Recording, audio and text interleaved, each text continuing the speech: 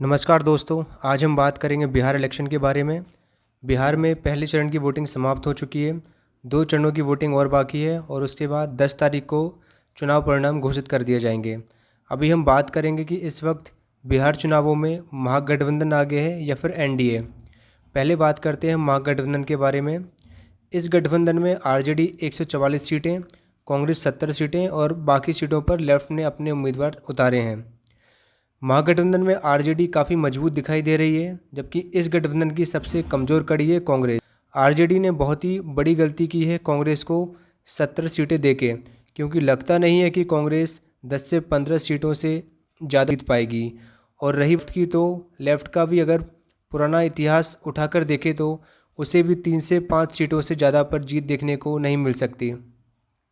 अभी बात करें एनडीए के बारे में, तो एनडीए में बीजेपी, जेडीयू, हम और वीआईपी चारों मिलकर चुनाव लड़ रहे हैं।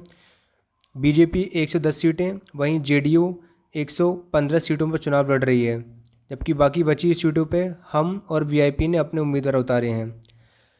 एनडीए में बीजेपी काफ़ी मजबूती से चुनाव लड़ती हुई दिखाई दे रही है, जबकि जेडीयू के खिलाफ इस बार काफ़ी एंटी इनकम्बेंसी दिखाई दे रही है और इससे खामियाजा उसे चुनाव परिणामों में देखने को मिल सकता है। और इसके अलावा एलजेपी ने भी जेडीयू के खिलाफ अपने उम्मीदवार उतारे हैं। इसका नुकसान जेडीयू को काफ़ी हो सकता है। एलजेपी के जेडीयू के खिलाफ चुनाव लड़ने से जेडीयू वाली सीटों पे महागठबंधन, जेडीयू और एलजेपी के बीच त्रिकोणीय मुकाबला देखने को मिल सकता है। इस बार एलजेपी काफ़ी मजबूत दिख रही है और चिराग पासवान जिस तरह से चुनाव प्रचार कर रहे हैं उस उस उसके वजह से एलजेपी के समर्थकों में काफ़ी उत्साह देखने को मिल रहा है। भले ही एलजेपी बहुत ज़्यादा सीटों पर चुनाव में जीत दर्ज ना कर पाए, पर इतना ज़रूर है उसको 5 से 10 सीटें आसानी से मिल जाएंगी और वह कम से कम 20 से 30 सीटों पर नीतीश कुमार और जेडीयू का खेल बिगाड़ देगी। इससे आरजेडी गठबंधन को काफ़ी फ़ायदा हो सकता है। अगर बात करें हम सीटों की, तो बीजेपी इन चुनावों में सबसे बड़ी पार्टी बनकर उभर सकती है। उसे 75 से 75 मिल सकती हैं, जबकि जेडीयू को 40 से 60 सीटों पर ही संतोष करना पड़ सकता है। वहीं वीआईपी और जीतन राम मांझी की हम पार्टी दोनों मिलकर 4 से 6 सीटों पर ही चुनाव जीत सकते हैं। एलजेपी अगर बहुत ही अच्छा प्रदर्शन करती है तो उसे 5 से 10 सीटों पर अपना परचम लहराने को मौका मिल सकता है। वहीं आरजेडी को 65 से 90 सीटों पर जीत मिल सकती है। और जैसा हमने शुरुआत में ही कहा था कि महागठबंधन की सबसे बड़ी कमज़ोर कड़ी है कांग्रेस, जो कि 70 सीटों पर चुनाव लड़ रही है, पर उसको 12-15 सीटें ही जीतने को मिल सकती हैं।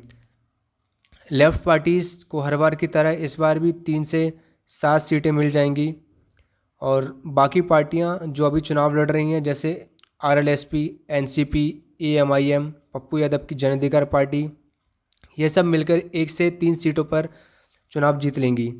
अगर मोटे तौर पर देखें तो एनडीए को कम से कम 118 सीटें, तो ज़्यादा से ज़्यादा 154 सीटें मिल सकती हैं। इसमें बीजेपी सबसे बड़ी पार्टी रहेगी और जबकि महागठबंधन को 78 से 118 सीटें मिल सकती हैं, जिसमें आरजेडी सबसे बड़ी पार्टी रहेगी। अगर एनडीए ने बहुत ही अच्छा प्रदर्शन किया तो उसको बहुमत से काफ़ी ज़्यादा सीटें मिल जाएंगी और वो आसानी से बिहार में 5 साल के लिए अपनी सरकार बना लेगी। और अगर एनडीए खराब प्रदर्शन करती है तो इस बार का बिहार चुनाव काफ़ी रोचक हो जाएगा। और ऐसे में अगर एलजेपी 10 सीटें भी जीत लेती है तो चिराग पासवान चुनावों के बाद किंग मेकर की भूमिका में आ जाएंगे। और जैसे वो अभी तक कहते आ रहे हैं कि उनको बीजेपी से कोई बैर नहीं है, तो यह देखने को मिल सकता है चुनावों के बाद एलजेपी और चिराग पासवान फिर से एनडीए में शामिल हो जाएं। बिहार में अगली सरकार किसकी बनने वाली यह तो कुछ दिनों में ही साफ़ हो जाएगा जब बिहार के नतीजे आएंगे।